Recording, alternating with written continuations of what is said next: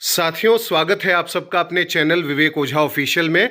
आज के एपिसोड में बात करेंगे एक महान समाजवादी विचारक राम मनोहर लोहिया के बारे में, जिनकी आज बर्थ एनिवर्सरी है। और उनके बारे में चर्चा करना इसलिए भी जरूरी है क्योंकि भारत के संविधान की प्रस्तावना में जिस समाजवाद की बात की गई है और जिस सोशलिस्टिक पैटर्न वाले सोसाइटी की बात इंडिया के लिए की जाती है, उसको जिन विचारकों ने मजबूती दी थी उसमें राम मनोहर लोहिया थे। इन्होंने सत्याग्रह को मजबूती दिया और एसोसिएशन ऑफ यूरोपियन इंडियंस को ऑर्गेनाइज किया। स्वाधीनता आंदोलन के दौरान कैसे भारत की स्वाधीनता आंदोलन को समाजवादी मूल्यों से गति मिले, इस पर उन्होंने काम किया। और आज उनकी जयंती पर प्रधानमंत्री नरेंद्र मोदी ने उन्हें श्रद्धांजलि दी, उन्हें सामाजिक न्याय का प्रतीक कहा और कहा कि जीवन भर उन्होंने वंचितों को सशक्त करने के लिए काम किया। डॉक्टर राम मनोहर लोहिया का जन्म 23 मार्च 1910 को अकबरपुर में उत्तर प्रदेश में हुआ था। उन्होंने जन राजनीति में समाजवादी मूल्यों को समृद्ध किया।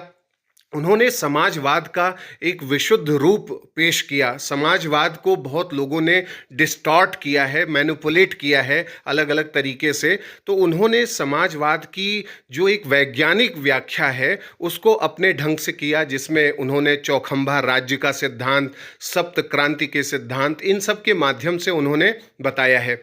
लोहिया मानते थे कि यूरोप का जो मशीनी समाजवाद है वो एशिया के देशों के लिए उपयुक्त नहीं है। यानी जो पश्चिमी समाजवाद है उसे एज इट इज़ कॉपी करना आवश्यक नहीं है भारत जैसे देशों के लिए। उनका मानना था कि परंपरागत आर्थिक विकेंद्रीकरण से एशिया की गरीबी दूर नहीं हो सकती। बड़ी मशीनों के स्थान पर गांधी जी के विचारों का अनुसरण करते हुए छोटी छोटी मशीनों का प्रयोग करना चाहिए, ऐसा वो मानते थे। और कुटीर उद्योग का समर्थन करते थे। कुटीर उद्योगों में धन भी कम लगेगा और बेकारी भी घटेगी।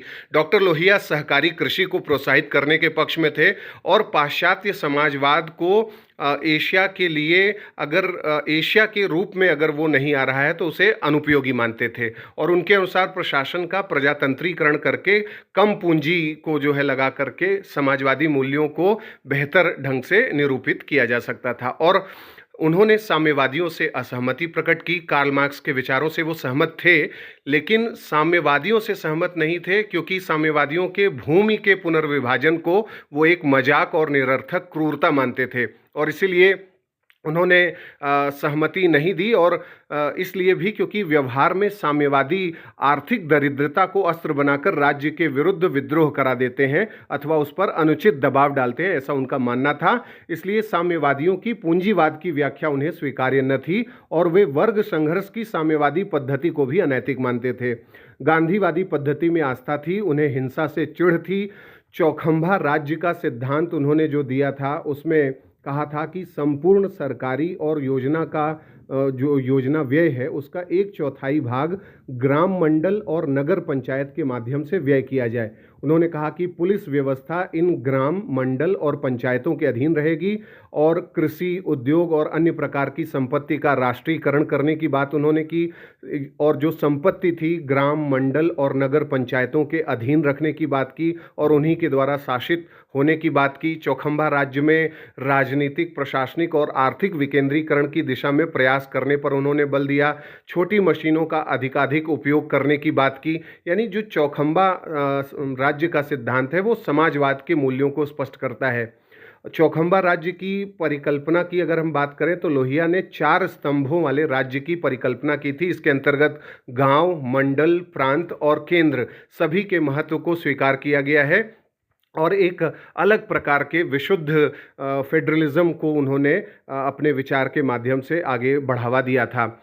और जब भारत का स्वाधीनता आंदोलन चल रहा था तो 1934 में कांग्रेस सोशलिस्ट पार्टी का गठन हुआ था, जिसके फाउंडर मेंबर थे राम मनोहर लोहिया। और उन्होंने उस समय कहा था कि भाई भारत को, और ये बात उन्होंने भगत सिंह के समान ही कही थी। भगत सिंह भी ये बात मानते थे कि देश को 2 दुश्मनों से लड़ना है, एक तो जो ब्रिटिश कॉलोनियलिज्म है और दूसरा जो पूंजीपति जमींदार जागीरदार हैं जो भारत को अंदर से खाए जा रहे हैं, इनइक्वालिटी क्रिएट कर रहे हैं, उन सबसे लड़ना होगा। राम मनोहर लोहिया ने यह भी कहा था कि भारतीय राजनीति में अच्छाई और सफाई तब आएगी जब अपनी ही पार्टी के लोग अपनी ही पार्टी की बुराइयों की आलोचना करेंगे। तो वो बहुत साफगोई से अपनी बातों को रखते थे और 1936 में जवाहरलाल नेहरू ने ऑल इंडिया कांग्रेस कमेटी का जो एक फॉरेन डिपार्टमेंट बनाया था, उसमें इनको सेक्रेटरी बनाया और सेक्रेटरी के रूप में इन्होंने न्यूक्लियर वीपन्स का विरोध किया और ग्लोबल लेवल पे समानता की बात की।